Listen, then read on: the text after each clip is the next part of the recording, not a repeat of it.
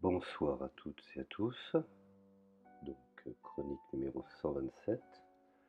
Et dans cette chronique, je vais vous parler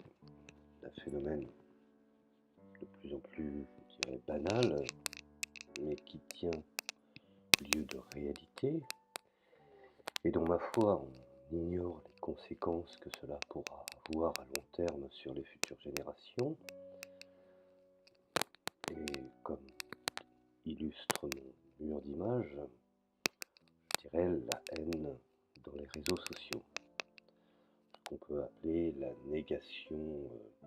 appuyée et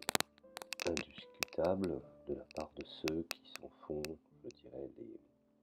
les chantres et les porte-drapeaux. Alors, la grande inconnue, et ceux qui finalement au fond s'impose à nous comme un défi, c'est de faire la distinction entre la liberté d'expression, la discrimination, et finalement, au fond, je pourrais considérer que cela n'est pas une chose aisée. Bien entendu, dans le cadre des réseaux sociaux et de l'utilisation des autoroutes de l'information, nous pouvons dire que les acteurs traditionnels des médias, généralement soumis à une interdiction de diffusion de discours de haine fondée sur la législation qui leur est applicable, législation bien entendu en vigueur, mais législation s'adressant avant tout à des personnes réelles et non pas à ce nouvel outil qui résolve, je dirais, cette équation en intégrant des exigences liées à cette interdiction dans le cadre de leur ligne éditoriale et je dirais même de la déontologie professionnelle en direction plutôt du journalisme, des entreprises ou des sociétés effectivement utilisant le net pour des questions, je dirais, commerciales. Alors, me direz-vous, à l'heure d'Internet et des médias dont, je peux préciser, les colonnes sont désormais, je dirais, oui, sont désormais ouvertes aux commentaires de tout à chacun. Un grand espace démocratique voulu par le développement des technologies et dont l'individu suit le mode d'expression. Donc, dans ce nouvel espace de débat qui, in fine, s'impose et s'est ouvert, alors, si l'on peut se réjouir que la liberté d'expression s'y déploie dans sa dimension positive, car il n'y a pas également que des choses négatives, en tant que, bien entendu, composante essentielle de la vie civique, ma foi, il y a toujours un revers de médaille en toute chose, et qui malheureusement se cristallise dans les contenus générés par les utilisateurs, et dont nous pouvons constater ce qui, qu'à l'espèce, relève souvent du désarroi à haine et à frustration. On peut énumérer d'une manière globale, effectivement, après constatation, la discrimination, je dirais la malveillance, ou la violence dirigée contre certains groupes, est basée sur, par exemple, la race, l'origine, la religion, la couleur de peau, le genre, l'orientation ou l'identité sexuelle, voire même parfois le handicap ou encore la maladie. Et tout ça mêlé effectivement avec des informations qui parfois peuvent être dans la réalité existentielle et utilisées d'une façon, je dirais, développée et exagérée. Bref, au final, tout semble permis Et c'est précisément dans ce contexte que les médias traditionnels peuvent, même en ayant l'obligation, doivent jouer pleinement leur rôle d'exemplarité. Alors, revenons à ce qui finalement nous importe dans cet audio, c'est que, en finalité,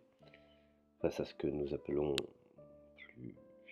classiquement ou communément le discours de haine, qui se pose donc, je dirais, ce défi, un bel défi de taille, et comment distinguer l'exercice de la liberté d'expression du discours haineux qui rabaisse la dignité humaine et se fait le terrain propice de toutes les formes de violence. Alors comme le relèvent aujourd'hui certains philosophes ou certains sociologues, si beaucoup de textes en parlent, si le sens commun permet d'en cerner les contours, finalement au fond, le législateur est très en retard, voire n'admet pas encore l'importance et les enjeux. Malheureusement, il n'existe que très peu de définitions du discours de haine. Si on regarde bien, il est très très difficile d'en avoir, je dirais, une classification précise. Et aucune de surcroît qui soit, je dirais, admis, je dirais, universellement. Car la haine souvent répond à la haine. Et cela est un engrenage. Et cette haine, je dirais,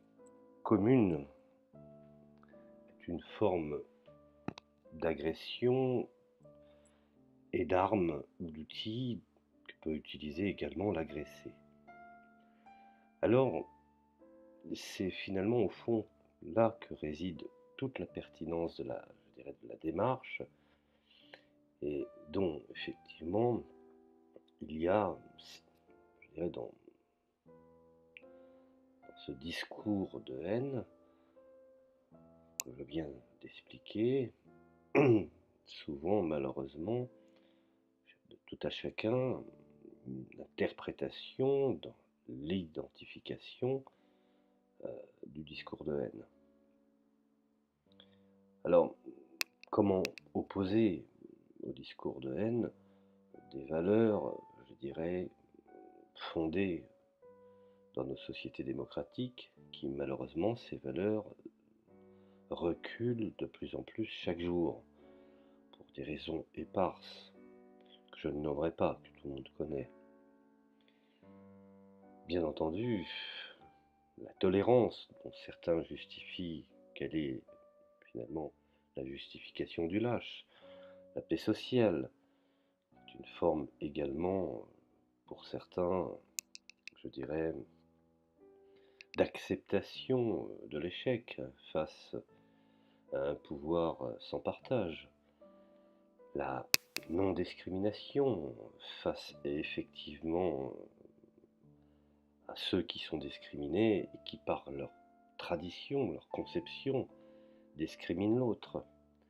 Donc il est toujours difficile de trouver, je dirais, un sens commun, une position, je dirais, neutre, qui permettrait à tous d'y accéder. Alors, souvent, le discours de haine est protégé, selon la revendication, par la protection de la liberté d'expression. Faut-il encore, comme prétendent certains, réduire ses possibilités ou réduire son champ de liberté? Et bon, certains philosophes ou même certains sociologues considèrent que chaque autorité de régulation des médias a la responsabilité de s'engager de manière résolue dans cette direction, en militant pour le renforcement, je dirais, des bases légales du système judiciaire, certaines formes de juridification, du système, en soutenant des programmes, soit de prévention ou d'éducation axés sur le comportement en ligne, et encourage, bien entendu, in fine, les initiatives d'autorégulation des médias, et dont effectivement aujourd'hui les gens de bonne volonté sont conscients que cela peut constituer une base solide à un édifice commun. Et c'est en cela que les règles éthiques de la discussion et de chercher la compréhension à travers les informations, à travers le savoir, est à mon sens, je dirais, fondamentale. Alors, faire le point sur la définition du discours de haine. Alors, bien entendu, pour définir l'objet de celle-ci, de la haine, il y aurait effectivement des projets relatifs à ce genre de notion du discours de haine, mais cela se heurte à une difficulté rédhibitoire. Alors, me direz-vous, si beaucoup de textes en parlent et si le sens commun permet d'en cerner les contours, il n'existe que très peu de définitions, comme je viens de le citer précédemment, discours de haine. Et donc, il est très difficile aujourd'hui, dans une période troublée, de crise de l'esprit, de crise également de l'identité, de crise économique, politique, bref, crise généralisée. Et donc, même si on fournit un aperçu du cadre jurisprudentiel au niveau national, puis ensuite européen, voire international, je ne pense pas que des mécanismes de répression permettent de faire comprendre à ceux qui sont les diffuseurs, inconscients ou conscients de ce discours-là, une amélioration. Tout est en fait je dirais, dans l'escarcelle de l'individu. Alors, pour ne pas aller trop loin, car on pourrait en parler pendant des décennies, mais même si on veut essayer de définir des éléments contextuels, on voit également que les acteurs traditionnels, sur différents plans, qui sont mués par des intérêts parfois commerciaux, parfois de recherche des abonnés, quand il est question, par exemple, de certains réseaux qui bénéficient d'un Tipeee ou d'un mode de solidarité financière par le PayPal, se refusent effectivement d'avoir une éthique au nom de l'intérêt pécunier. Alors, il est très très difficile aujourd'hui d'établir des standards dans la communauté, utilisant les réseaux sociaux, afin de supprimer ou finalement au fond d'exercer le droit d'éjecter l'individu, car la possibilité du multicompte, je dirais, lui est accessible. Alors, bien entendu, comme je le disais, je parlais des standards de la communauté, je parlais de Facebook, très très utilisé. Et pour sa part, supprime tout, je dirais, discours ou a tendance à cacher certaines images étant très dures pour celui qui la regarde, en mettant bien entendu un message de prévention, et ce qui comprend finalement tout contenu qui attaque directement des personnes en raison de leur race, de leur ethnicité, de leur origine nationale, de leur religion, de leur orientation sexuelle, ou de leur sexe, ou de leur identité, ou de leur infirmité, ou de leur état de santé, car nous avons aussi ce genre de... Excusez-moi, nous avons également ce genre d'horreur. Alors, faut-il finalement, au fond, appliquer des règles drastiques dans tous les autres standards et effectivement radicaliser des chartes de la bienséance et du respect de certaines règles? Puisque, comme je viens de le préciser, il est très très dur d'établir une loi claire sur ce qu'est le discours ou le sentiment, parce que nous avons premièrement le discours haineux, mais également le sentiment haineux, où certaines expressions peuvent se manifester. Alors, même si parfois cette haine n'est que la réaction face à une injustice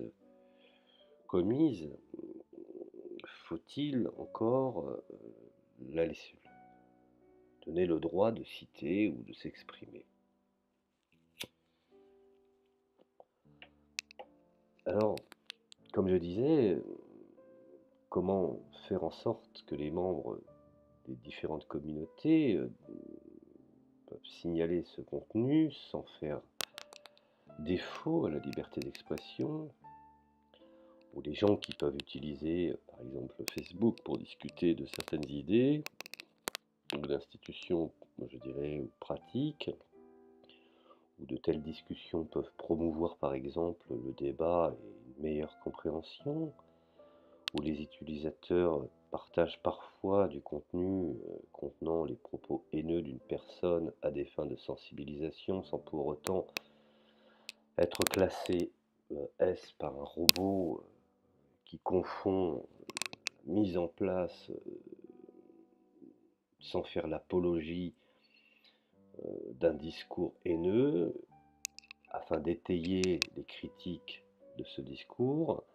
sans pour autant être assimilé à ce discours. Alors, souvent, ces forums qui malheureusement sont, je dirais, contrôlés plus par une robotique que par des êtres humains, commettent énormément d'erreurs également en direction de ceux qui veulent apporter des clarifications tout en mettant du contenu pour justement mieux l'analyser et le contrer. Et dans ce cas, on peut attendre des utilisateurs qu'ils indiquent clairement leur intention afin d'aider et de mieux comprendre pourquoi ils partagent le contenu en question. C'est une des raisons pourquoi il est intéressant, quand il est question d'écrire ou de poster une information, d'y mettre un commentaire. Enfin, je dirais, un des médias le plus utilisé, je dirais même avant Facebook, dans sa qualité, bien entendu, pas dans sa quantité. Avant le média Twitter. Mais ces utilisateurs ne doivent pas directement, je dirais, attaquer ni menacer d'autres personnes, ni inciter, je dirais, la violence envers elles, en se fondant sur, encore une fois, sur toutes les individualités de nature. Quand je parle des individualités de nature, c'est ce que est l'être humain, et qui n'a pas, je dirais, possibilité de changer. Alors, comment faire aujourd'hui cette synthèse, cette réflexion, où dans le cadre de l'autorisation des comptes, dans le but principal et bien entendu la possibilité de nuire aux autres sur la base de ces catégories, à ma foi, les exemples de comportements je dirais, que nous ne tolérons pas incluent, mais sans illimiter, le harcèlement d'individus ou de groupes de personnes, notamment les menaces violentes, les souhaits de blessures, de décès, de malédictions, si tant est qu'il y en ait, ou de maladies visant des individus ou des groupes. N'oublions pas également, je peux être omis, de préciser les références à des meurtres de masse, à des événements violents, ou à des violences dont ces groupes ont été principalement, je dirais, cibles ou victimes,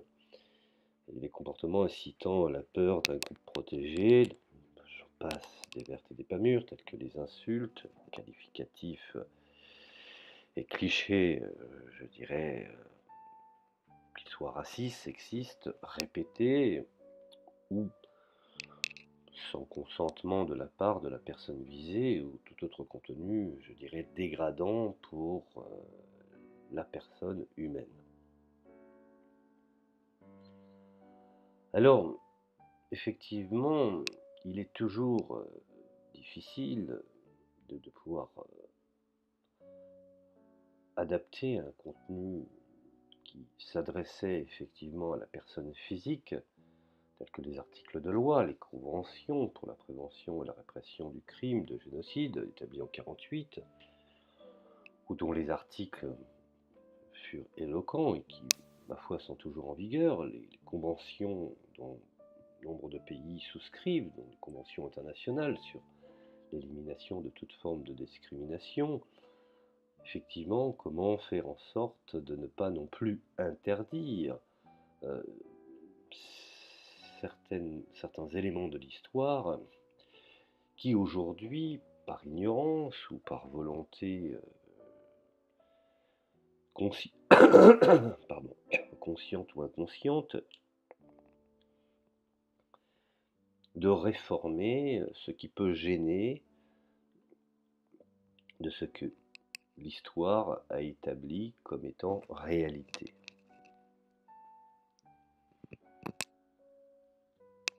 Maintenant, nous avons effectivement tout un attirail et tout un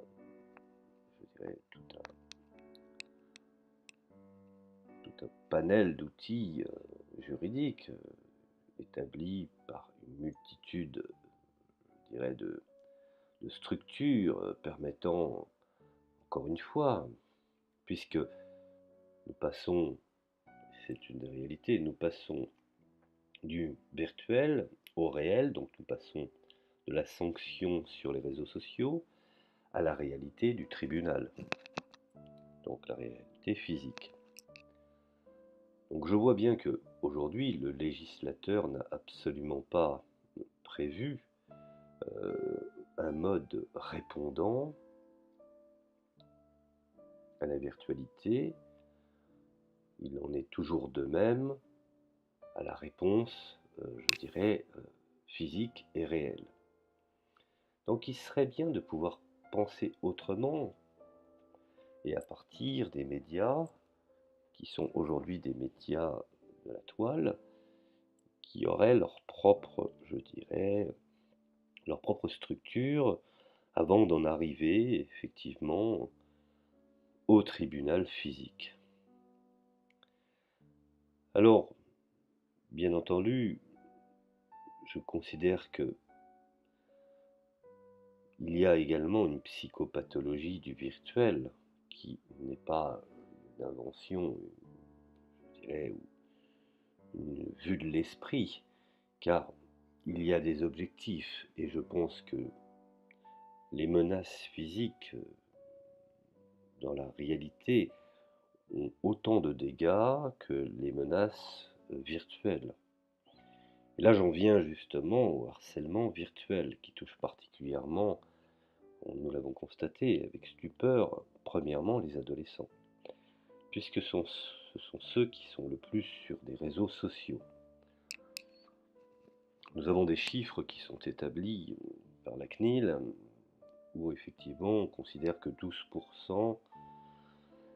d'un échantillon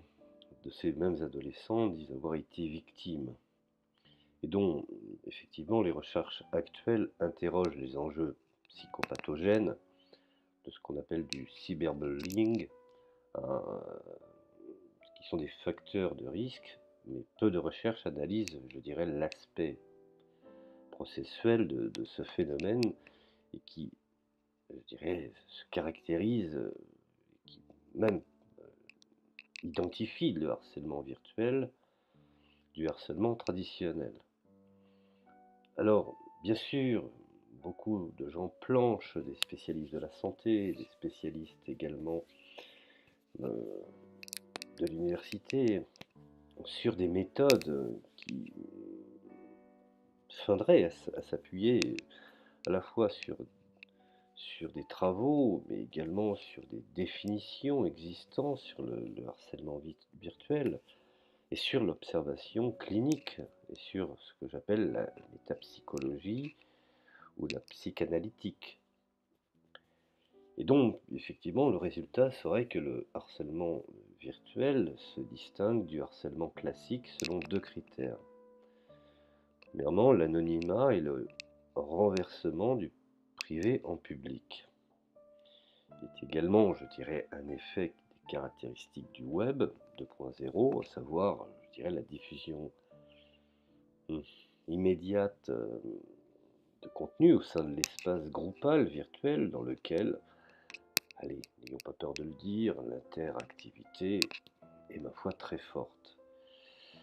Ce qui a favorisé effectivement passer du virtuel au réel, dont les conséquences ont été le suicide des enfants dans le réel à partir de menaces virtuelles, et qui a pris de court les professionnels, c'est qu'effectivement,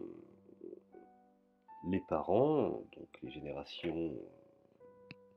plus anciennes, n'ont pas pris, je dirais, la mesure. Et l'analyse du harcèlement virtuel met en lumière trois enjeux. Alors,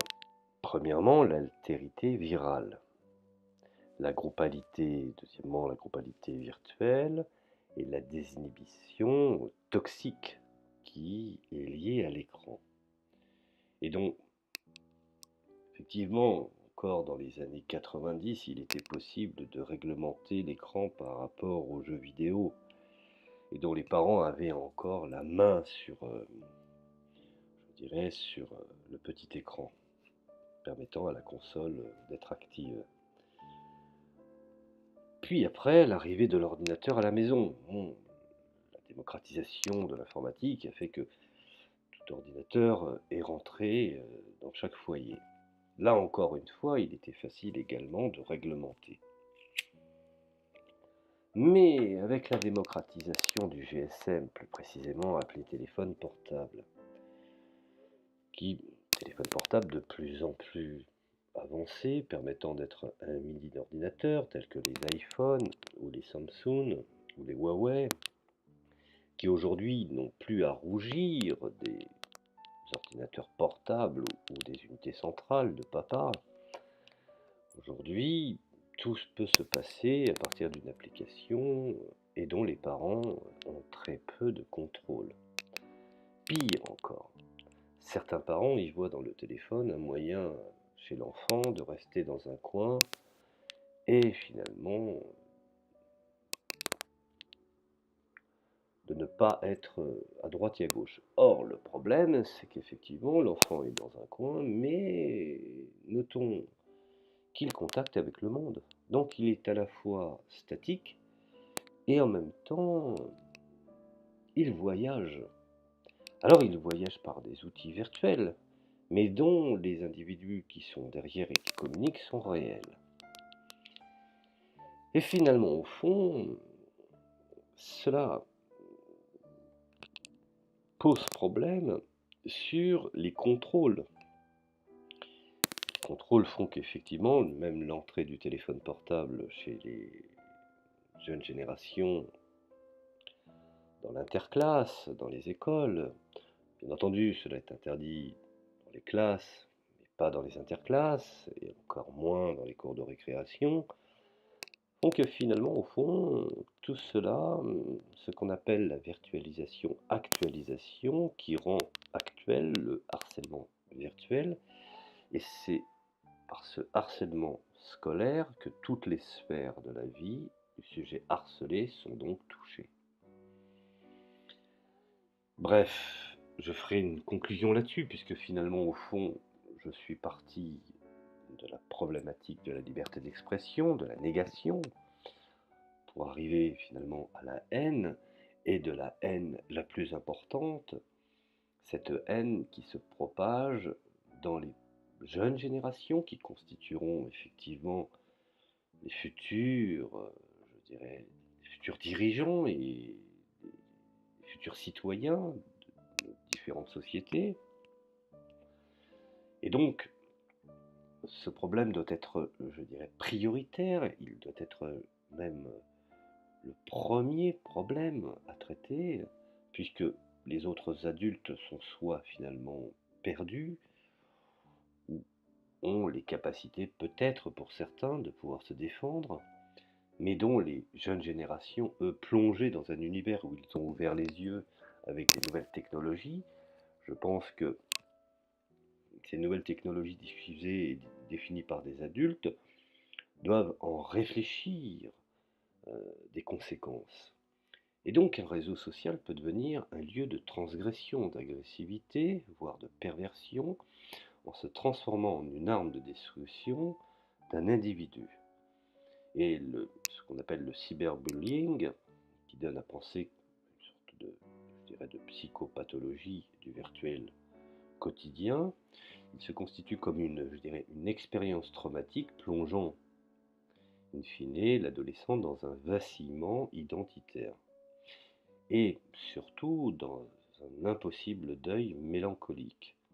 Et les conséquences psychologiques, si le harcèlement n'est pas indiqué à temps,